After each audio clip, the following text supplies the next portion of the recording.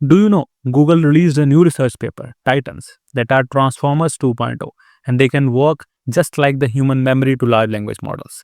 So in this video, I'm explaining you all of this. Hi guys, welcome to Freebird's Crew, and in this video, I'm explaining you all about Titans, their working, their internal architecture, and we can also see are these Titans are the really end of large language models, and we also see the comparison of these current large language models like ChatGPT, Meta, LLaMA, Anthropic with the Titan transformers on different context lengths and see what these Titans bring with them.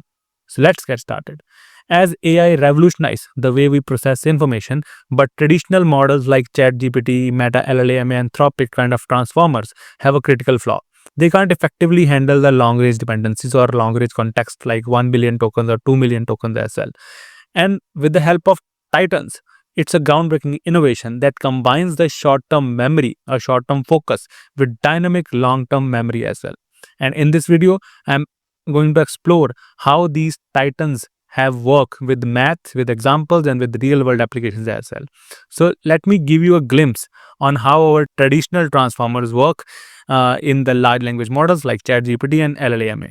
So transformers are built around the concept of attention mechanism, or all the large language models follow the same concept. If you want to know about the working of large language models, I will put the video link in the I button or in the video description. And this attention mechanism enables the models to focus on the most relevant part of the sequence or your input. The process starts with the three matrices. The first is query, then key, and then value. These models calculate the attention score by comparing the query and key, and then uses this score to weigh the value matrix. So as you see this formula here, I use the softmax function on the query and key vector and then multiply it with the value vector to generate the attention score. Okay, so that's how the basic transformers work. But there is a problem with these transformers. Transformers require quadratic computational resources as the context length increases or the sequence length grows. Means if context length increases, the computational power to process and remember all the information increases exponentially as well. For tasks like summarizing a book or like to do the genomic analysis, these things become impractical. Okay, but do you know that what makes these Titans are unique? So these Titans tackle this kind of a limitation by introducing three memory modules that are interconnected with each other. The first is short-term memory, that is called contextual memory for immediate focus. And then we have the long-term memory, that is called core, for historical context. And then we have the persistent memory for task-specific knowledge. So let's break down each component one by one. So we have these kind of components in the Titan transformers. The first is the neural long-term memory, and it has the surprise metric and along with the forgetting mechanism as well. Okay, and then we have the short-term memory, and then we have the persistent memory as well. So let's discuss each component one by one. Now the first thing we have is the neural long-term memory. So long-term memory in Titans is inspired by the human cognition. Just as we remember surprising or most important events, Titans use a surprise metric to decide what to store and what to forget. So events that are stored in the neural long-term memory, only surprising and relevant ones are maintained. As you see this is sentences, the ones that are highlighted, they are relevant and they are surprising. So these can be maintained in the core, but all other are just forgotten after some point of time. Okay, and this thing can be done by using a metric that is called surprise metric. The surprise metric determines how unexpected the new information is. Mathematically, it is calculated as the gradient of a loss function concerning the input. So let me just explain it in a brief. That means the transformers update their long-term memory dynamically during the processing at a time when you input the prompt. So it calculates how the memory at a given time is adjusted based on the difference between the current input and the stored memory by using the gradient of a loss function. Okay, and that is the mathematical formula in which the empty means the memory state at a time, and then we have the loss function associating with the key value pairs, and then we have the measure how difference is the current input from the past data. So let me just explain the mathematics behind it. So the surprise metric, the memory state at a time, that means this empty is the updated memory after processing the current input. And then we have the empty minus one, that means the represent the historical data stored so far. And then we have the theta t, that acts as a learnable parameter that control how much the current input influence the memory that is already stored, that act as a learning rate here. Okay, and then we have the gradient of a loss function with respect to the memory, that measures how surprising or different the current input compared to the historical data. Okay, and then we have the loss function that calculates the error or a mismatch between the expected value and the current value as well. Okay, so that's the like whole math behind this formula here. Okay, so now let's apply this maths on a real world example. Okay, so as you just see here that I have a real world example of a chatbot memory. Okay, a customer support chatbot handles a series of user queries. The chatbot memory stores information about the ongoing conversations and update dynamically as the new query arrives. Okay, so we have the initial memory, that is mt minus 1.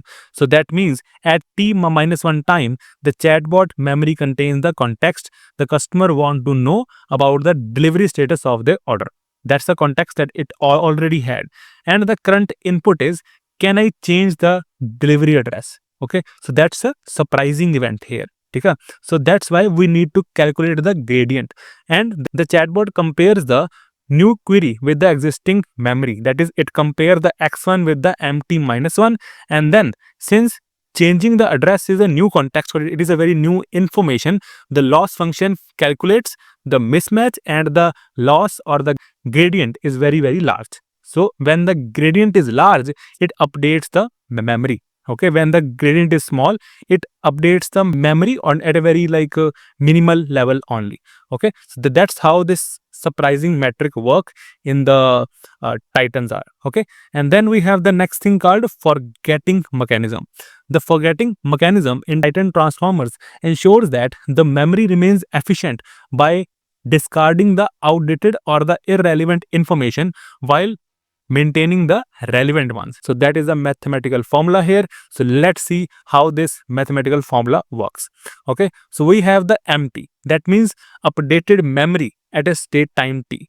Okay, that is already updated after the forgotten is done. Okay, and then we have the mt minus 1, that means the previous state of the memory that contain all the past accumulated information. And then we have the forgetting gate, that is called alpha t, that means a scalar value that determines how much of the old memory is discarded. If alpha is equal to 1, that is completely clear the memory. If alpha is equal to 0, that means retain all the previous memory. Okay, and then we have the surprise term that calculates the importance of the current input by evaluating how it different from the existing memory as well. So based on that, it forgot the previous information or maintain it as well. Okay, for each of the sequence that you input.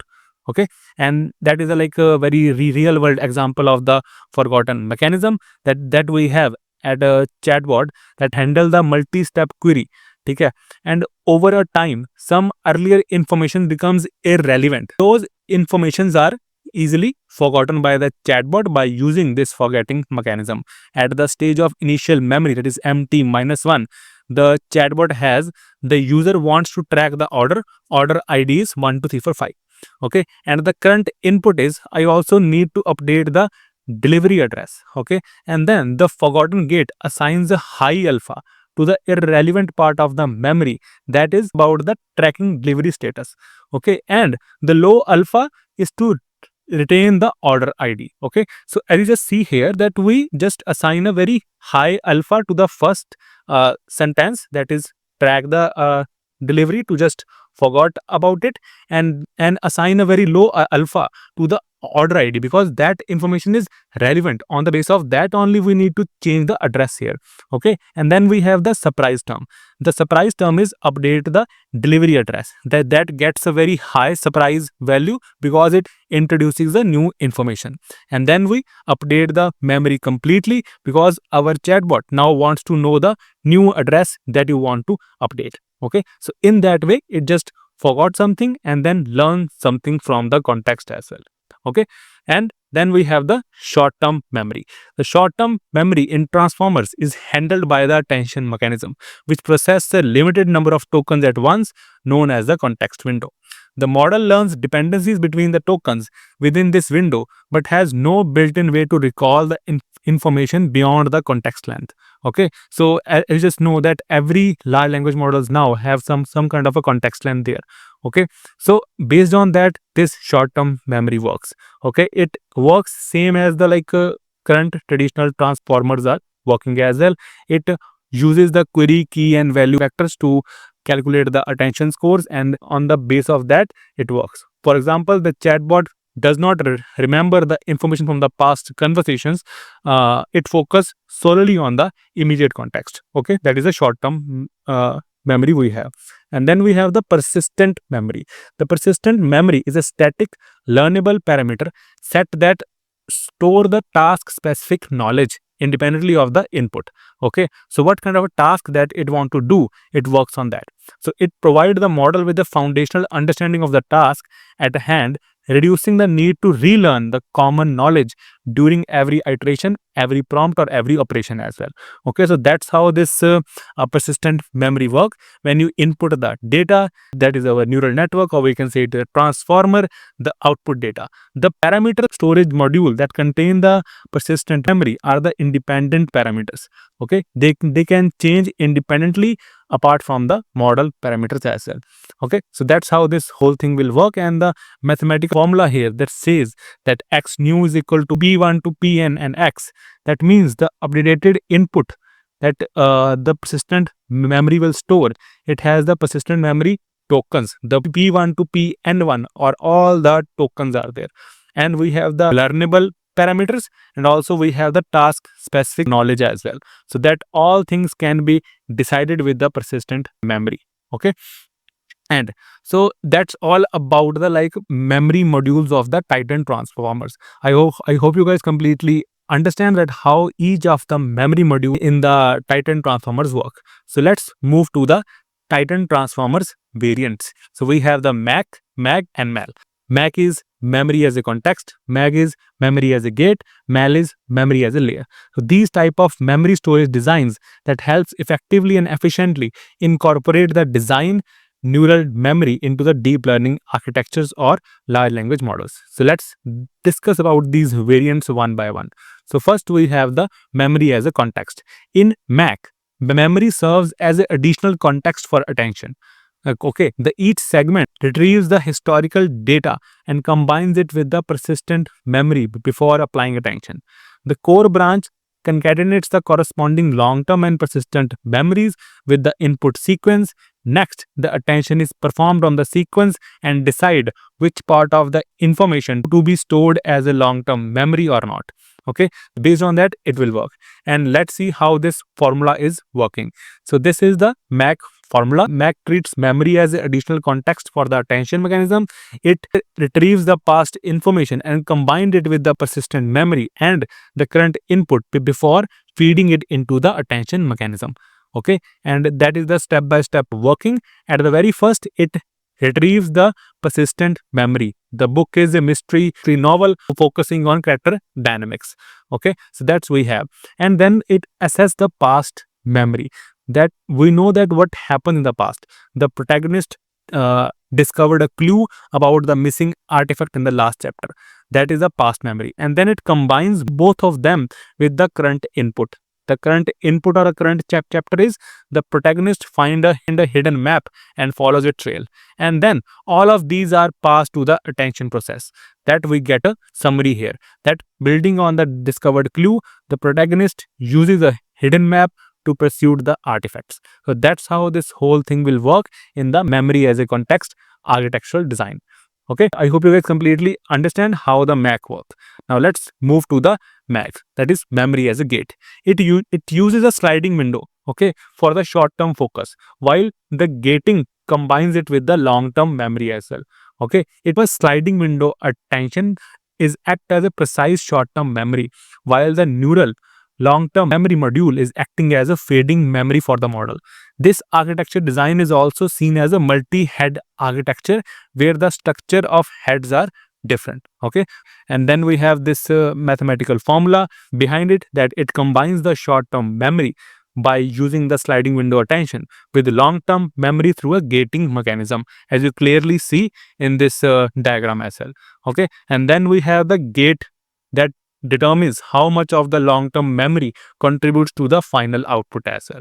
Okay, so let me just show you the real world example step by step. So the first thing is short term memory. When the sliding window attention focusing on the last few interactions, that what's the warranty of this product, and the response that it gives is 2 years. And then the long term memory has the customer previously asked about the return of the defective items. This is the like short term and the long term memory. This all thing will go into the gating mechanism that combine the short term focus with the long term context to tailor the response. And the response that we get is the warranty is 2 years. If your product is defective, you can return it in the 30 days. So that's a like clear cut or very informative response that we can get from the MAG, or memory as a gate. Okay, the next is we have the memory as a layer. So in memory as a layer, memory is treated as a layer that compresses input sequences, while the simpler this design limits the interaction between the memory and the attention. Okay, in this architecture, memory layer is responsible for compressing the past and the current context just before the attention module. Okay, so as you just see in this diagram, the core layer, the memory layer, is responsible for compressing the past and the current information before it's sending into the attention module right down here.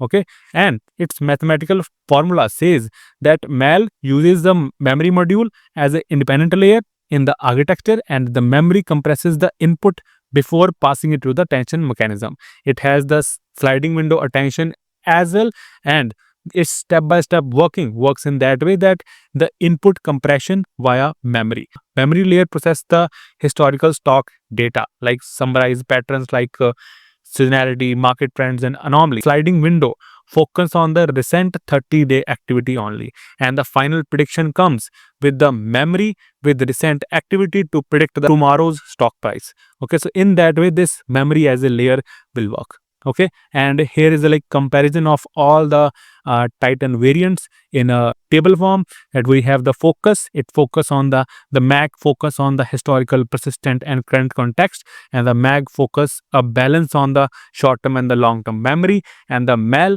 is compress the input before the attention. The key strength is of the MAG is it provide rich context for the long range dependencies, and the MAG allows flexible blending of the memory types, and the MEL is simple and computationally efficient as well. And then we have the example that the MAG is used for the summarizing a book chapter by chapter. The MAG is used for the chatbot managing the session history, and the MEL is used for the stock price prediction as well. The complexity of the MAG is high as compared to the MAG and the MEL as well. Okay, so that's all about the Titan variants. Okay, so now you know about the Titan architecture, Titan variants. So let's see that Titan some real world practical use cases, that is called language modeling or genome analysis. In genomics, Titan analyze sequence spanning millions of bases, identifying critical patterns for drug discovery as well. So in the language modeling, it can do it by maintaining the coherence over long range dependencies or the long context. For instance, a chatbot can remember the earlier part of the discussion even after the thousands of millions of tokens as well. Okay, and so let me just show you the results and the comparison of Titan with other large language models. And experiment shows that the Titan outperform traditional models in tasks like language modeling, time series forecasting, and genome analysis, all while scaling efficiently with the massive context as well. So if you just see this kind of a diagram, you see this, that in a few short setup, our Titan performs really well. Its accuracy is not dropping with the increasing sequence length. And in the fine-tuned setup as well, the same thing goes here. The Titan is performing really well, and its accuracy don't drop with the increasing sequence length as well.